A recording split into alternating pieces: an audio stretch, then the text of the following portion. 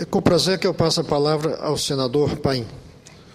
Senhor presidente, senador Cristóvão Buarque, eu havia me comprometido, depois de ter recebido aí algumas dezenas, para não dizer centenas, de correspondências, de falar um pouco, de uma forma abrangente, sobre a violência no Brasil, não tratando de um ou de outro caso, mas lembrando os fatos, mas de forma abrangente. Senhor presidente, entre as muitas questões que nós temos para debater sobre esse tema, claro que o que mais nos preocupa no momento é a banalização da violência, o que é grave.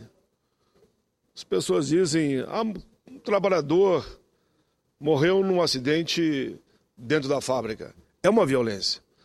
O trabalhador caiu de uma construção. É uma violência. O trabalhador, como muitos casos aconteceram, de mendigo, de índios, foram queimados na rua. É uma grande violência. O cinegrafista que perdeu a vida trabalhando. Claro que é uma violência. Daqui a pouco vão vender a imagem que o culpado foi o cinegrafista. Aí não dá. Com todo o respeito que eu tenho às mobilizações e incentivo até os protestos, mas por amor de Deus, daqui a pouco o culpado de ter morrido filmando o movimento, se depender de alguns, que eu já vi, inclusive, em programas e até aqui na tribuna e lá na Câmara, daqui a pouco eu vi o culpado é o cinegrafista. Aí também não dá. Nada a ver com essa tal de lei do terrorismo que, da forma que está, aqui a ampla maioria é contra, ninguém tem dúvida quanto a isso. Agora, querer fazer uma enorme confusão da lei do terrorismo e a violência sendo banalizada como fosse natural matar alguém, isto não. Eu virei à tribuna quantas vezes for necessário. Se for morto um sem-teto, eu estaria aqui brigando. Se for morto um sem terra, eu estarei brigando. Se for morto um empresário, eu estarei brigando. Se for morto um negro, um branco, um índio, um cigano, eu estarei aqui brigando. Porque você não pode permitir que a violência, mas foi mais um que morreu. Morreu o cinegrafista como morreu o outro ali. Não, nenhum caso tem que ser admitido. Por isso que faço esse pronunciamento nessa linha do combate à violência. Até porque o povo brasileiro bobo não é. E você sabe muito bem, senador Cristóvão, toda e qualquer pesquisa dão 3 questões que o povo mais preocupa: saúde, educação e violência. São as 3 principais questões que o povo brasileiro se preocupa hoje. Enfim, todos sabem da nossa defesa permanente como um militante dos direitos humanos, da democracia e das liberdades em todo o aspecto para os movimentos sociais e que estamos preocupados, sim, porque querem criminalizar os movimentos sociais, que é um outro absurdo que nós vamos aqui discordar sempre. Defendo, quase que diariamente, nessa tribuna, a livre manifestação. E sempre digo que escrevi há 3 anos atrás um livro chamado O Rufar dos Tambores nas Ruas, para que a voz do povo seja ouvida. Os tambores têm que rufar. Defendo, sim, protesto contra o legislativo, é legítimo, para que a casa vote, porque foi só assim que eu consegui, que é uma bandeira que eu travo há 30 anos, acabar com o voto secreto. E mesmo aqueles que eram contra hoje admitem. E aí eu tenho que dizer que, apesar do contraditório, vão ter que me engolir que estávamos certos quando brigamos tanto pelo fim do voto secreto. Veja o que aconteceu na Câmara. Um deputado que foi absolvido no voto escondido, secreto, agora passou pelo voto aberto e foi unanimidade, um voto contra. É uma mudança radical ou não é? Essa é a verdadeira revolução na prática do parlamento. E quem viver verá. Esperem só na apreciação dos vetos. Veto onde muita gente, quando vota o projeto de forma aberta, fala para o povo dizendo, sou totalmente favorável. E no voto secreto, derrubava aquilo que ele mesmo tinha aprovado. Agora não. Votou. O veto é apreciado de forma aberta. aí a pressão popular terá sentido aqui nessa casa. Defendo, sim, toda e qualquer mobilização, mas claro que sou contra, acho que alguém no nosso povo, a ampla maioria, 99%, é contra a violência, contra o quebra-quebra, contra você ir para um evento mascarado. O senador Simão, que falou tantas vezes aqui sobre isso, nós enfrentamos a ditadura de cara aberta, e muitos morreram, perderam a vida, mas nunca esconderam a sua visão, a sua posição na hora de protestar, exigindo a volta da democracia. Com a violência, não. Quem é um verdadeiro democrata, quem tem a palavra livre e diz liberdade, liberdade, abra as asas sobre nós, não aceita a covardia do espancamento, da morte, do assassinato, enfim, da nossa gente numa passeata, como foi o caso do cinegrafista. Isto, repito, não tem nada a ver com essa tal de lei do terrorismo, que todos nós a criticamos. Repito de novo, essa lei vai acabar, Sandro Cristóvão, criminalizando, e Vossa Excelência já apontou nesse sentido, os movimentos sociais, por qualquer manifestação. Por isso que apresentei o requerimento em 17 de dezembro, não foi agora. O meu requerimento dessa lei não pode ser votado aqui no plenário, tem que ir lá para a Comissão de Direitos Humanos, que lá é o fórum para esse debate. E por isso ela não foi votada. Para votar essa lei, vão ter que derrubar primeiro o requerimento, que disseram que eu tirei. Retirei coisa nenhuma. Fizeram um apelo para me retirar. Eu disse que ia refletir e ia falar com o movimento. Falei com o movimento unânime. Todos disseram, Paim, ainda bem que tem lá o teu requerimento, para que essa lei não seja votada e vá para a comissão. O grande debate aqui, de quem quer criminalizar os movimentos sociais, vai ser no meu requerimento. Quem votar favorável ao meu requerimento é porque entende que essa lei chamada antiterrorismo, na verdade, ela visa criminalizar e responsabilizar aqueles que tomarem a ousadia, de forma tranquila e libertária, de dizer que discordam, por exemplo, de uma lei aprovada aqui, por isso fazem um protesto de rua. Estamos muito tranquilos quanto a isso. Por isso que é importante esclarecer que nós estamos aqui com muita consciência.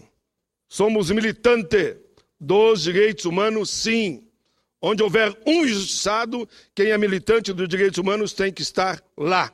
E por isso, fomos firmes quando espancaram os manifestantes, mas fomos firmes também quando um manifestante detonou uma bomba, enfim, que matou o cinegrafista. Houve um grande engano, e aqui eu quero mais uma vez cumprimentar o jornalista Hélio Gaspari, que numa informação a ele equivocada, ele nos ligou por 2 vezes, dialogou conosco e reconheceu que foi um equívoco e que o meu requerimento tem que ser mantido. E ele pede, ainda não foi votado, ainda não foi derrubado o requerimento do senador Paim, mas eu espero que quando votar seja aprovado, para que a matéria não seja votada aqui da forma que está e vá para a Comissão de Direitos Humanos. Minha opinião, enfim, sobre esse tema está claro e muito bem definido. Muito bem definido. Tanto que já pedi mais 2 audiências públicas na Comissão de Direitos Humanos. Uma, para discutir a violência contra os movimentos sociais, e outra também, lá eu vou permitir, num outro debate, a situação das Forças Armadas em toda a sua extensão, de todas as forças de segurança, inclusive os baixos salários que eles recebem. Tem policial recebendo R$ 1.500 por mês. O que é isso? Está arriscando a sua vida em defesa das nossas vidas e ganha R$ 1.000, R$ 1.500 por mês. Isso merece um debate aqui no parlamento. O país precisa debater, sim. Precisamos encarar esse assunto com a profundidade devida. Pensando assim, é que venho fazer, mais uma vez, esse pronunciamento, com essa reflexão ampla. Liberdade, liberdade em primeiro lugar. Liberdade, liberdade em primeiro lugar. Mas também na mesma linha da liberdade, não a violência, não a agressão, não a morte. Viva a vida. Necessitamos, portanto, com máxima urgência, caminhar, aumentar o nível de consciência das pessoas para que elas entendam a importância da paz e da não violência.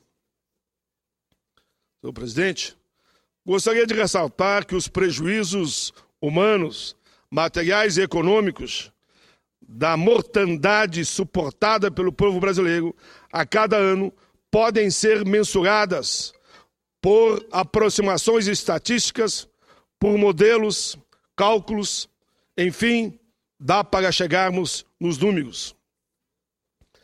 Senhor presidente, porém, o que mais nos deve preocupar é exatamente aquilo que não podemos mensurar, que quando se fala em violência e apresentam números, com certeza, senhor presidente, ali não estão nem a metade do número dos fatos ocorridos.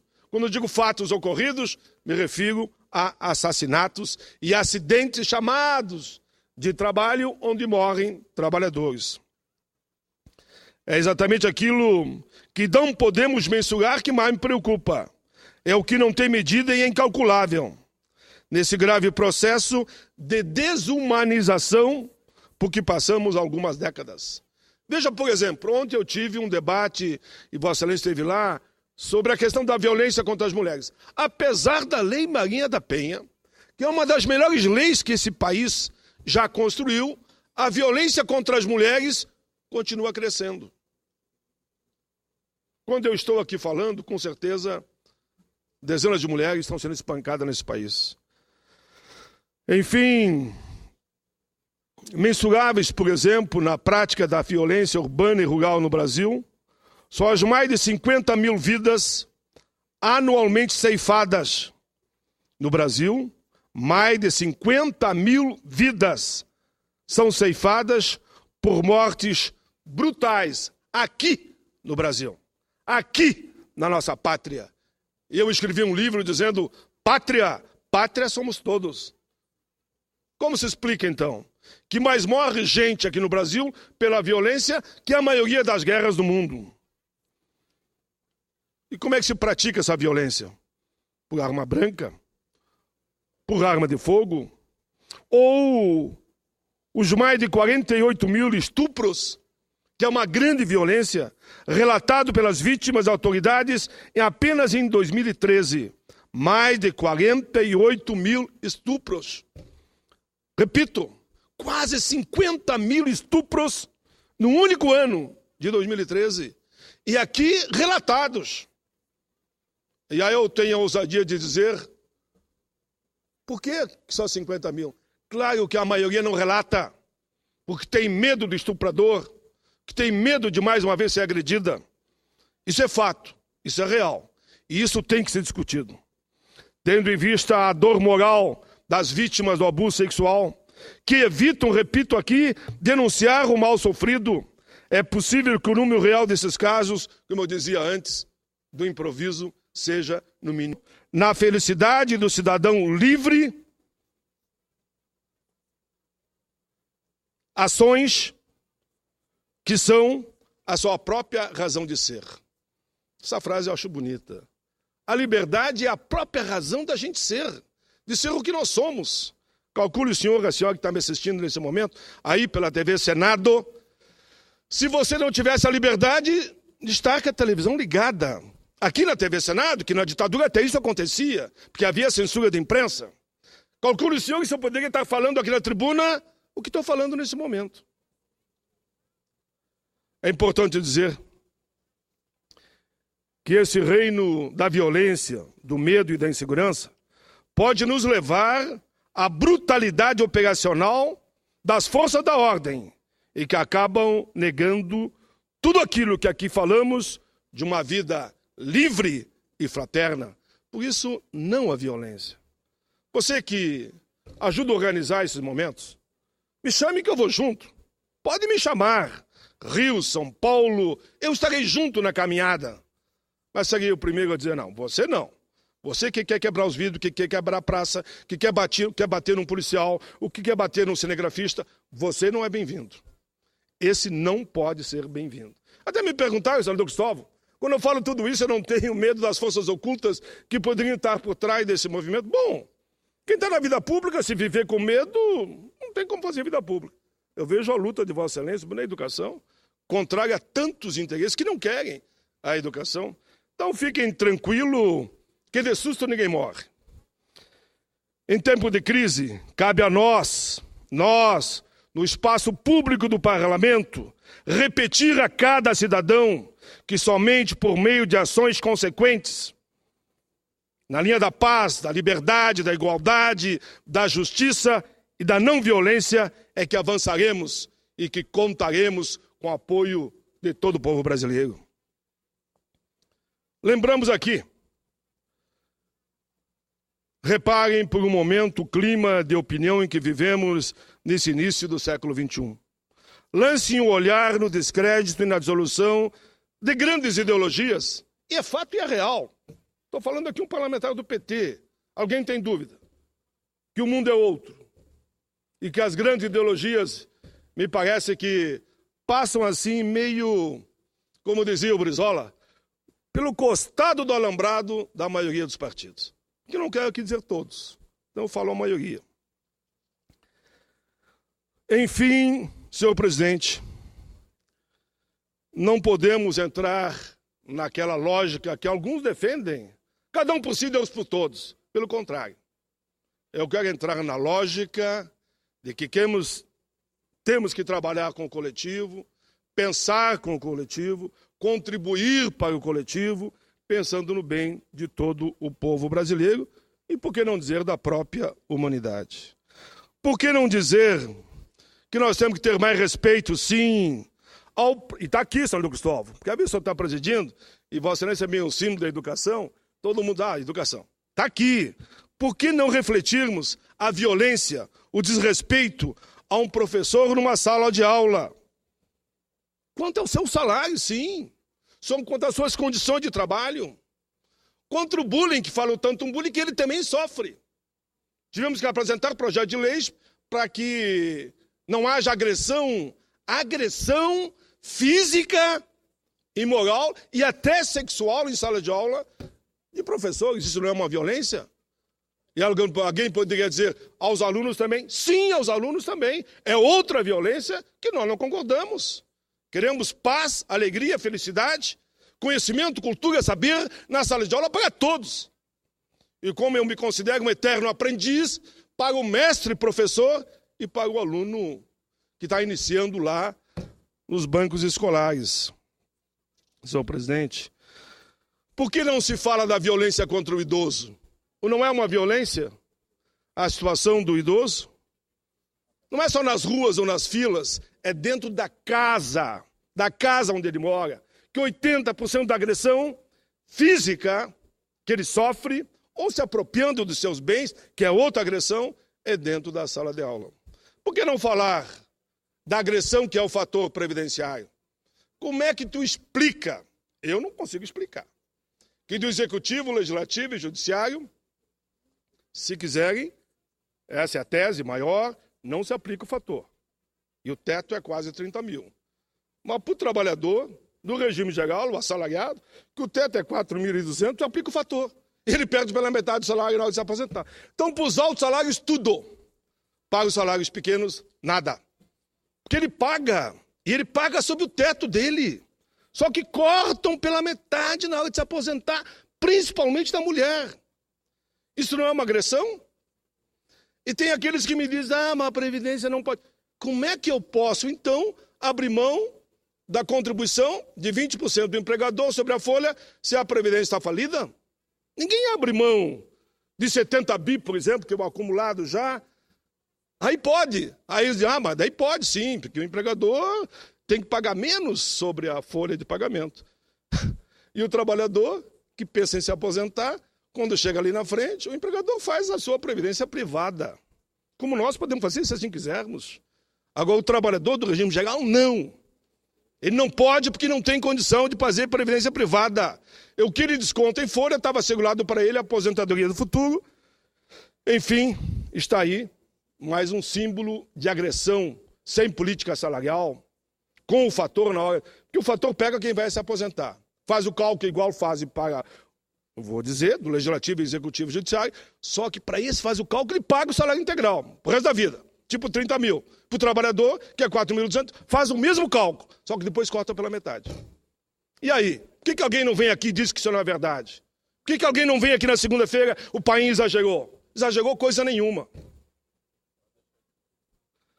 Isto é violência. Violência é o assédio moral, que muitos, milhares e milhares de trabalhadores sofrem no local de trabalho. O acesso moral e sexual, aqui diz, no universo do trabalho, que destroem os laços de solidariedade num ambiente fundamental para nossas vidas, que é o ambiente que a gente trabalha. Enfim, podemos falar aqui das lutas de ultraviolência no horário nobre, praticada e mostrada pelos jornais, mas também que mostrar mesmo, vão esconder. Alguém acha que tem que esconder, tem que mostrar mesmo. Ou acho que ali, aquilo que é filmado não é verdadeiro, é uma ficção que estão ali mostrando. E alguém diz, mas na TV não deviam mostrar isso. Tem que mostrar sim. Tem que mostrar que esse é o mundo real e nós não podemos viver no mundo da fantasia. Enfim, tudo isso merece uma reflexão. Eu quero, senhor presidente, acelerar e por isso não vou aqui detalhar, mas a banalização da violência, que é o tema do meu discurso, é a banalização da vida. A vida se torna descartável no Brasil e no mundo. E nós temos o dever de refletir sobre isso. Como podemos vencer essa cultura da violência instalada? Eu acredito que podemos avançar e discutir e enfraquecer a morte, que toma conta das consciências em toda parte, lançando mão, sim, de políticas de solidariedade, de amor, de carinho, de respeito, de abertura do espírito e da disposição ao diálogo, dando mais oportunidades para todos. Eu acredito que a neutralização da violência vai ocorrer pela refundação da nossa vida coletiva, como eu dizia antes, em todos os seus níveis e esferas. Sei que o processo é lento. Sei que precisamos de uma compreensão maior, aberta, aí vem livre, holística e abrangente para combater essa violência. Violência que está presente na corrupção ou mesmo na atuação de alguns representantes na área política ou mesmo na área privada ou especificamente em cargo de confiança da área pública. Violência da bala deflagrada no boteco ou na esquina, compreendida como a violência dos de baixo contra os de baixo e também contra os de cima. Por isso, sempre fomos a favor da questão do desarmamento. Mais do que nunca, necessitamos resgatar em nossas vidas o sentido da grandeza que permeia a luz divina da caminhada da humanidade. Nossas vidas são construções abertas e reclamam de nós o empenho pelo aperfeiçoamento contínuo até o último dos nossos dias desta matéria chamada liberdade, igualdade, justiça e combate à violência. Senhor presidente, é esse, em suma, o grande ensinamento que veio a partir da liberdade e do fim da escravidão, lá em 13 de maio de 1888, mas que muito antes disso, homens e mulheres queriam ser livres e por isso se rebelaram nos navios negreiros e se jogavam no mar, porque não queriam ser escravos aqui no Brasil, e morriam tentando nadar de volta para o seu país, pátria, mãe, que era a África. Enfim, passamos por tudo isso. A liberdade e a não violência é uma carta que, se eu pudesse, eu leria todo dia da tribuna aqui do Senado. O descalabro, por que não lembrar das prisões no Brasil? Prisão que não recupera ninguém. Vive uma escola de crime e de tortura entre eles e entre aqueles que lá estão porque não têm condição sequer econômica de tentar recuperá-los. Nada se desculpa. A situação dos presídios no Brasil é denunciada no mundo todo. Se alguém não sabe, fique sabendo. O Brasil é considerado, e eu recebi aqui uma delegação da ONU na Comissão de Direitos Humanos, o Brasil é considerado o país do mundo que tem os piores presídios, inclusive o meu Rio Grande. Sou obrigado a dar esse depoimento aqui.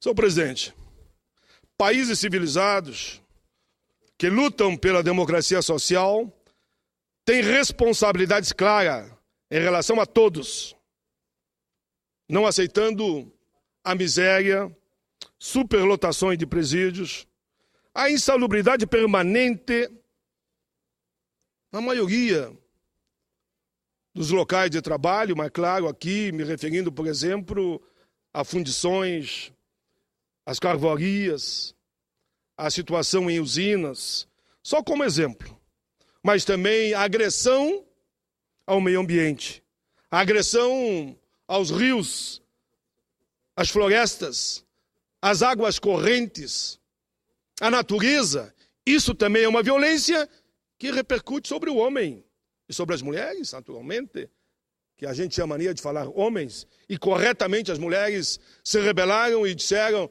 nada de dizer só homens, diga homens e as mulheres.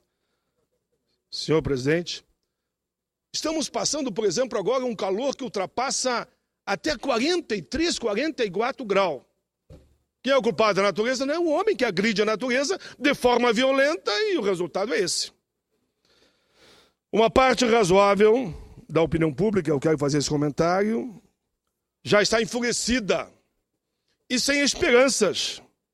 E aí vem aquela de olho por olho, dente por dente, de sangue por sangue, a vingança cega que só vai levar a mais violência, ao sofrimento e mais sofrimento, que nós somos também totalmente contra.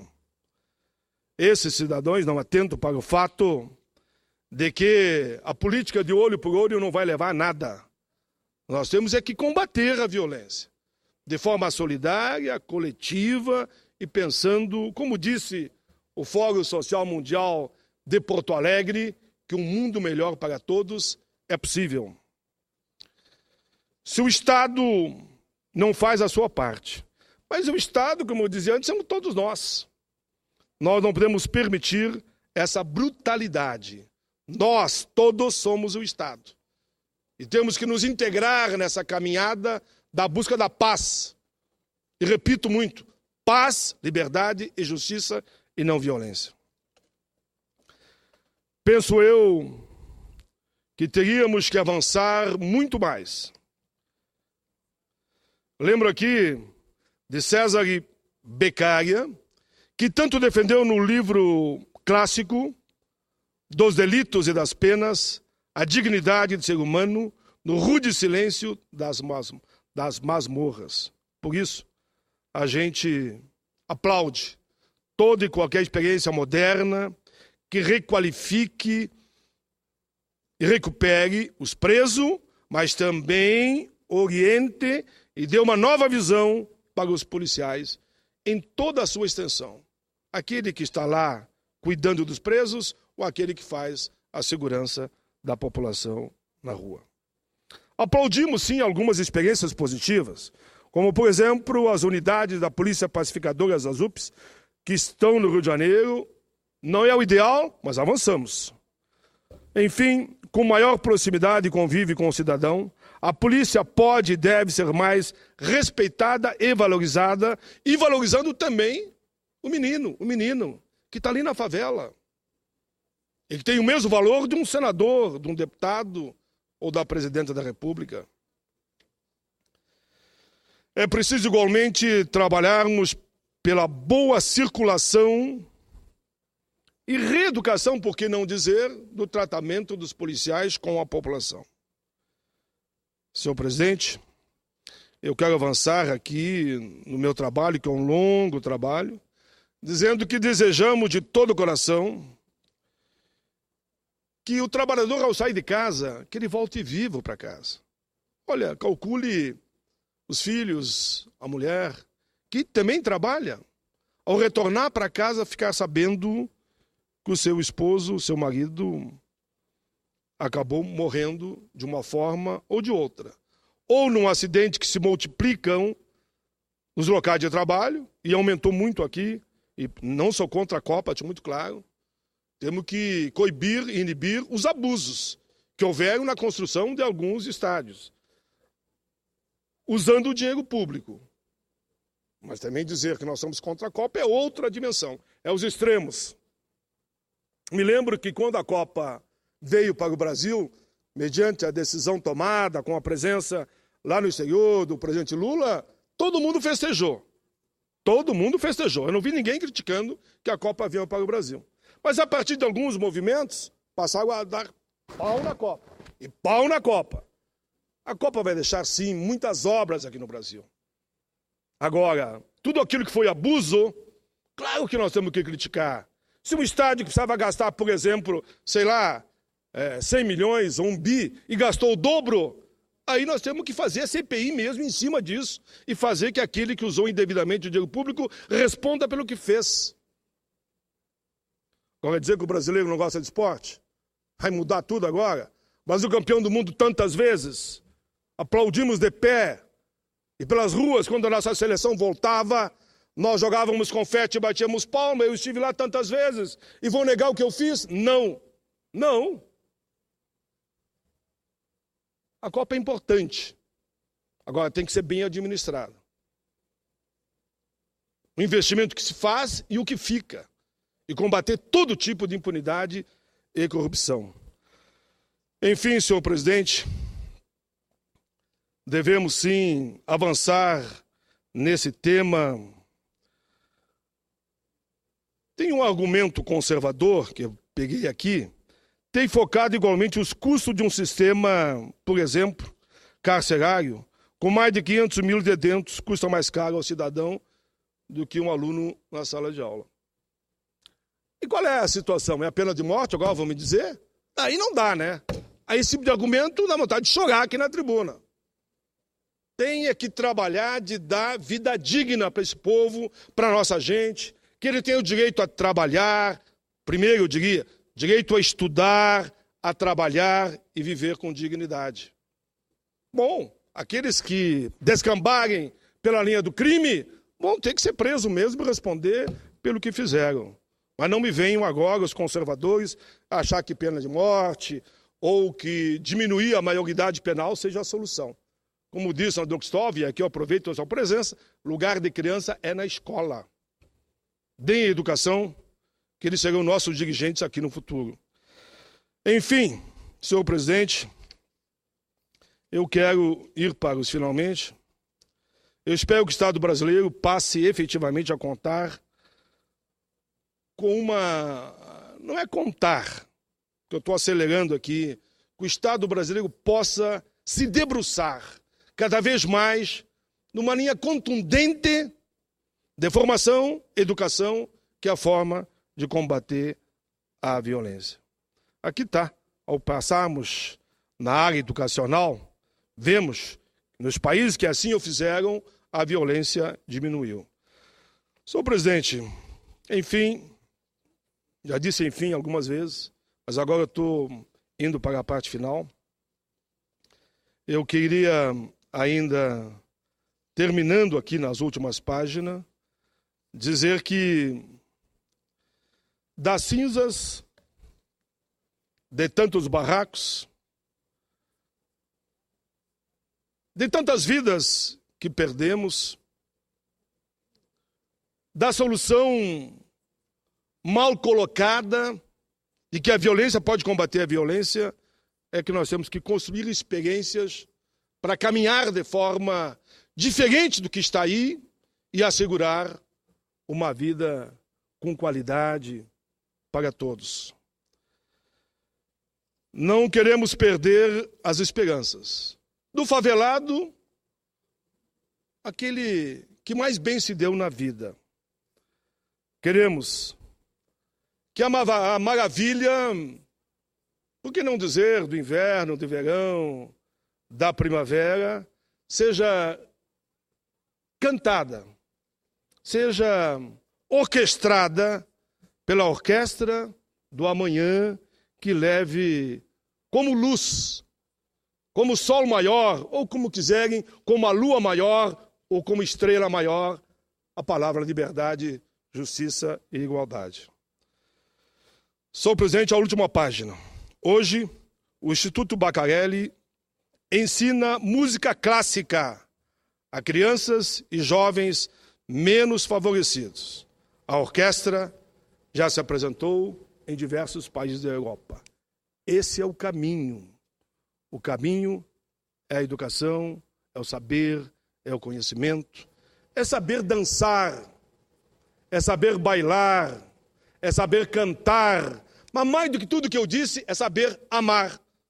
Como diz o revolucionário maior de todos os tempos, amar o outro, no mínimo, como a si mesmo. É isso, em resumo, que desejamos para a nossa gente, para o nosso povo. Senhor presidente, a racionalização amorosa é benéfica a todos. Em que, por exemplo, se tratarmos nossa escola com amor, o nosso trabalho com respeito, com amor, mas também o empregador o faça da mesma forma. Se nós trabalharmos na nossa casa com amor, os móveis com amor, o jardim com amor, as flores com amor, e naturalmente, um ou outro com amor, nós estaremos fazendo a grande revolução humanitária que o mundo precisa.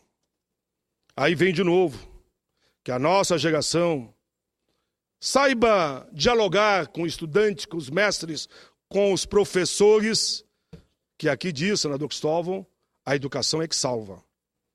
Enfim, plena de vida, de oportunidade e de esperanças, visite, por mera curiosidade científica, o museu, onde lá tem fatos de crimes, mas também da paz. Pegue a paz, leve consigo, e você será um dos grandes gurus, eu diria, da palavra liberdade e justiça, que tanto aqui eu falei. Enfim, sairemos de amor renovados, e que não haja mais crime nenhum, brutais, mas antes sim que haja a concórdia, o encontro amistoso de todos em nossas ruas e praças. E quem sabe nunca mais a gente tenha que ficar comentando o assassinato gravíssimo e lamentável, que não tem como não falar, do cinegrafista que estava ali trabalhando, cobrindo a manifestação, dando guarida, inclusive, para aqueles milhares que estavam ali, de que o protesto era justo, e no caso ali a Rede Bandeirante mostraria para todo o país que eles querem mais educação, mais saúde, mais habitação, menos violência, mais saneamento básico, mais salário e mais emprego. E morreu.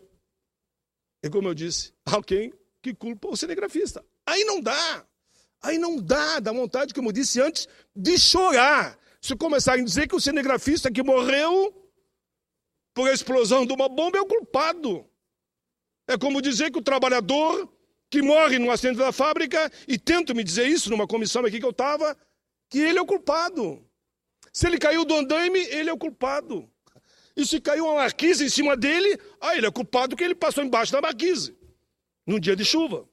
Mas como é que ele ia adivinhar que a marquise ia cair em cima dele pela incompetência e o mau uso da construção por parte daquele empreiteiro? Enfim, senador Cristóvão, esse é um tema que daria para falar dias e dias, horas e horas. Eu apenas quis aqui, nessa sexta-feira de manhã, mostrar que somos totalmente contra essa lei de terrorismo. Ponto número 1. Ponto número 2. Somos totalmente favoráveis às caminhadas, aos protestos, à liberdade plena. Somos contra qualquer tipo de violência. Era isso, senhor presidente. Muito obrigado a Vossa Excelência.